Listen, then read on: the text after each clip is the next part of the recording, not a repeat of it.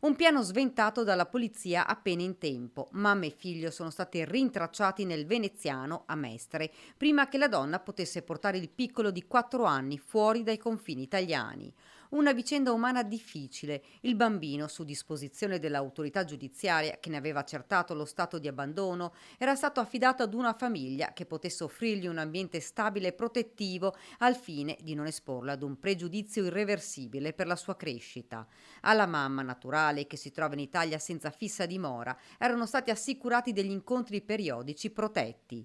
Ed è proprio durante uno di questi che la giovane mamma ha messo in atto il suo piano. Lo scorso 3 febbraio la 25enne è fuggita portandosi via il piccolo e facendo perdere le proprie tracce. Immediate le indagini della squadra mobile che assieme agli agenti delle volanti hanno fatto il possibile per rintracciare la donna ed il figlio, ricostruendo i movimenti della fuggitiva.